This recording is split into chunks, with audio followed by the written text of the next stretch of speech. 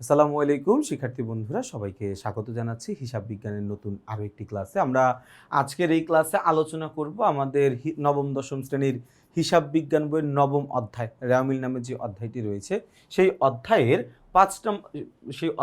পাঠ্য বইয়ের 5 নম্বর সৃজনশীল প্রশ্নটি।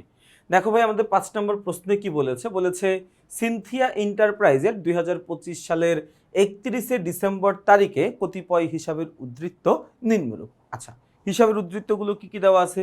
মূলধন দেওয়া আছে, অনুত্তীর্ণ বীমা, সঞ্চয়পত্র, বকেয়া ভাড়া, অনাদায়ী কমিশন, অনুপার্জিত আয়, সাপ্লাইজ খরচ, ডাক ও তার, মণিহারি, উপযোগ খরচ, সেবা আয়, ব্যাংক ঋণ, বাণিজ্যিক খরচ, প্রাপ্য হিসাব, অভিকর এবং প্রদেয় বিজ্ঞাপন, এই হিসাবগুলোর নাম দেওয়া আছে, তাই না?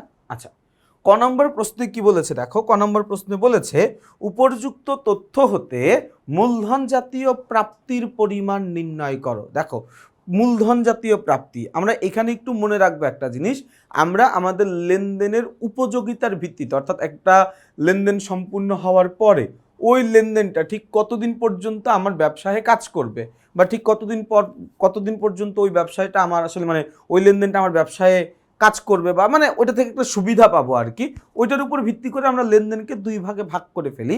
একটা হচ্ছে মূলধন জাতীয় লেনদেন, আর একটা হচ্ছে মুনাফা জাতীয় লেনদেন। মূলধন জাতীয় লেনদেন হচ্ছে যে সকল লেনদেনের উপযোগিতা বা কার্যকারিতা আমার ব্যবসায়ে 1 বছরেরও অধিক সময়ের জন্য থাকে, তাকে আমরা বলি হচ্ছে মূলধন জাতীয় লেনদেন।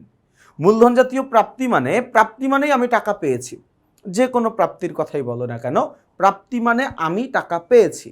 আমি যদি দীর্ঘমেয়াদী কোনো একটা জায়গা থেকে টাকা পাই, অর্থাৎ এমন কোনো একটা উৎস থেকে আমি টাকা পেলাম যেই উৎসের মেয়াদ 1 বছরেরও অধিক, এইরকম কোনো জায়গা থেকে যদি আমি টাকা পাই, তাহলে ওই টাকাটাকে আমি বলবো মূলধন জাতীয় প্রাপ্তি।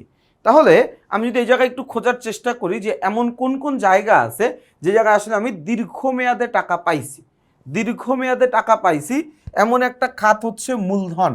দেখো, মালিক যখন আমার ব্যবসায় মূলধন দেয়, মালিক কিন্তু 1-2 দিনের জন্য আমাকে মূলধন দেয় না, মালিক আমাকে অনেক লম্বা সময়ের জন্য মূলধন দেয়, আমাকে বলেই দেয় যে তুমি মূলধনটা ব্যবহার করতে থাকো, তাই না? তো আমি লম্বা সময়ের জন্য মূলধন পাই, এই জন্য মূলধন একটা মূলধন জাতীয় প্রাপ্তি।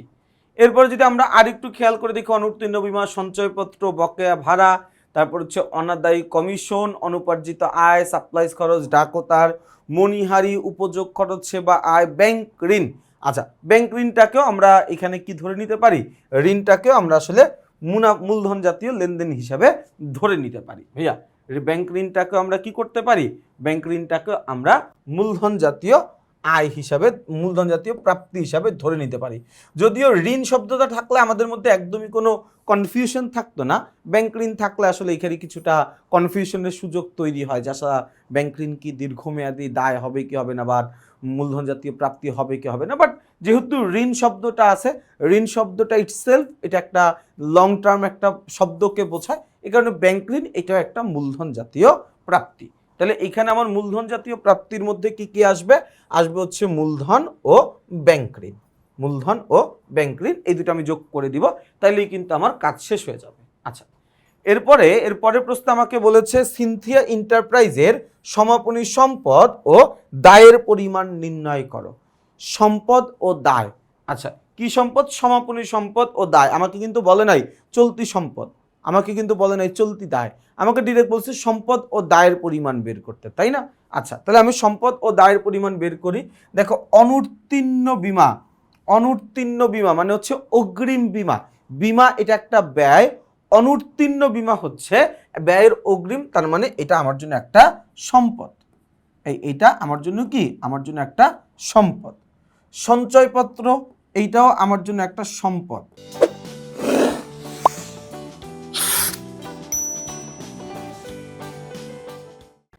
সঞ্চয়পত্র এটাও কি আমার জন্য একটা সম্পদ, তাই না? সঞ্চয়পত্র।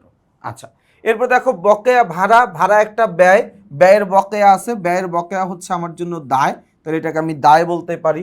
অনাদায়ী কমিশন এটা একটা আয়। অনাদায়ী মানে যেই আয়টা আমার এখনো আদায় করা হয় নাই, অনাদায়ী, তাই না? এটা এখনো আদায় করা হয় নাই। আয়ের বকেয়া হচ্ছে সম্পদ, এই জন্য এখানে আমি লিখে দিব এটা আমার জন্য একটা সম্পদ। অনুপার্জিত আয়, অনুপার্জিত আয় মানে হচ্ছে যেই আয়টা আমি এখনো আয় করতে পারি নাই, অর্জন করতে পারি নাই, সেটা উপার্জন করতে পারি নাই, সেটাকে আমি বলি হচ্ছে অনুপার্জিত আয়। সোজা বাংলা কথা, এটা একটা অগ্রিম আয়। আয়ের অগ্রিম হচ্ছে একটা দায়বাচক শব্দ, তাহলে এখানে আমি বলবো হচ্ছে এটা আমার জন্য একটা দায়। সাপ্লাইজ খরচ, এটা একটা খরচ। ডাক ও তার, এটাও একটা খরচ। মণিহারি, এটাও একটা খরচ। উপযোগ খরচ, এটা একটা খরচ। সেবা আয়, এটা একটা আয়। ব্যাংক ঋণ, এটা একটা দায়। ভাই যেহেতু আমাকে বলে নাই লং টার্ম নাকি শর্ট টার্ম বের করতে হবে, চলতি নাকি দীর্ঘমেয়াদী, এটা কোনো কিছু বলে নাই, তার মানে যত সম্পদ পাবো, যত দায় পাবো, সবগুলো লিস্ট করব আমরা।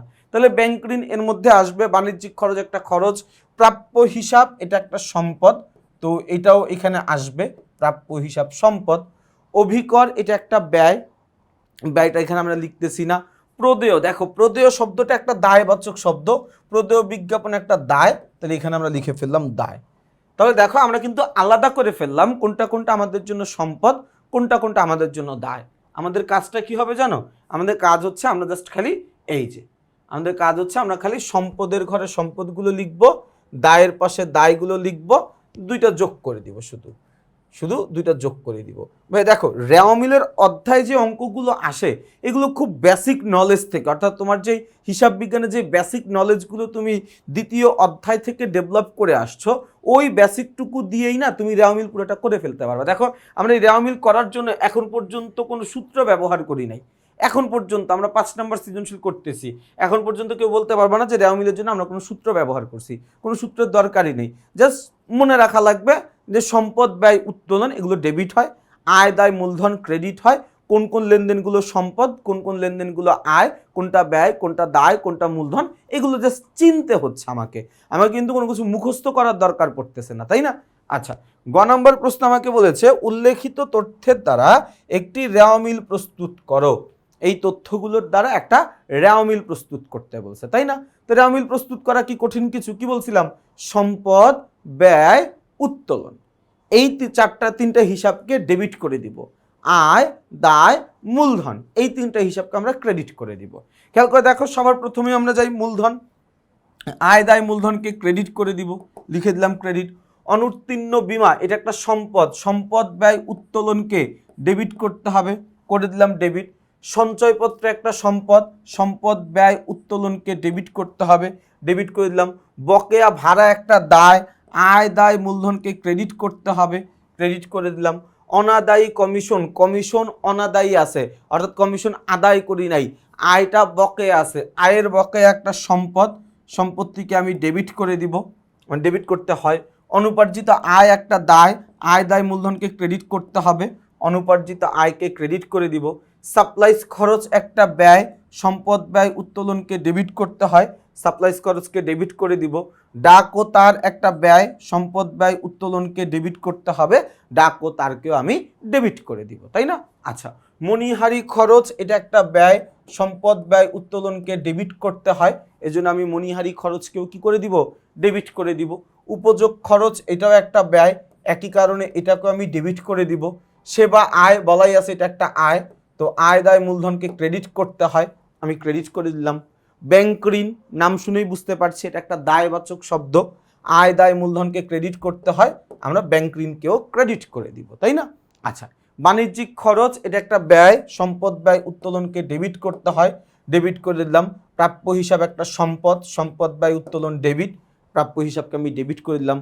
কর ও অভিকর, যদি কর থাকতো তাহলে এটাকে আমরা ধরে নিতে পারতাম এটা কাইন্ড অফ উত্তোলন, বাট অভিকর এটা একটা পরিচালন ব্যয়, যাই হোক না কেন সম্পদ ব্যয় উত্তোলন ডেবিট করতে হয়, আমরা এটাকেও ডেবিট করে দিব। প্রদেয় বিজ্ঞাপন, দেখো বিজ্ঞাপন একটা ব্যয়বাচক শব্দ, বাট প্রদেয়টা একটা দায়বাচক শব্দ, তো প্রদেয় বিজ্ঞাপন দ্বারা বোঝাচ্ছে আমার বিজ্ঞাপনের টাকাটা বকেয়া আছে, তো ব্যয়ের বকেয়া একটা দায়, দায় হিসাবগুলোকে আমরা ক্রেডিট করে দিব, এই জন্য এখানে লিখে দিলাম ক্রেডিট।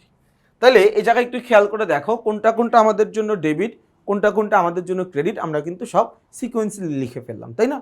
এখন যদি একটু উত্তরটার দিকে তাকাই তাহলেই দেখবা পুরোটা ক্লিয়ার। এমনিতেই তোমরা রেওয়া মিল খুব ভালো পারো, এরপরে দেখো এই যে একটু উত্তরের দিকে তাকাইলাম, কোনটা কোনটা ডেবিট, কোনটা কোনটা ক্রেডিট, ডেবিটটা ডেবিট পাশে, ক্রেডিটটা ক্রেডিট পাশে লিখলাম।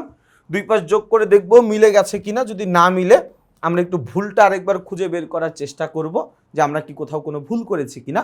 যদি কোনো কারণে দেখি যে না আমরা কোথাও কোনো ভুল করিনি, তাইলে আমরা কি করব, যেই টাকাটা অমিল আসছে বা গরমিল আসছে ওইটাকে আমরা অনিশ্চিত হিসাব দিয়ে মিলিয়ে দেওয়ার চেষ্টা করব। তাহলে এটাই ছিল কি আমাদের 5 নাম্বার সৃজনশীলটি, তাই না? হ্যাঁ, এটাই ছিল আমাদের 5 নাম্বার সৃজনশীল প্রশ্নের ক্লাসটি। আমরা ইনশাল্লাহ আগামী ক্লাসে সৃজনশীল প্রশ্ন নাম্বার 6 নিয়ে আলোচনা করব। সেই পর্যন্ত সবাই ভালো থাকবা, সুস্থ থাকবা, আমাদের জন্য বেশি করে দোয়া করবা। আসসালামু আলাইকুম।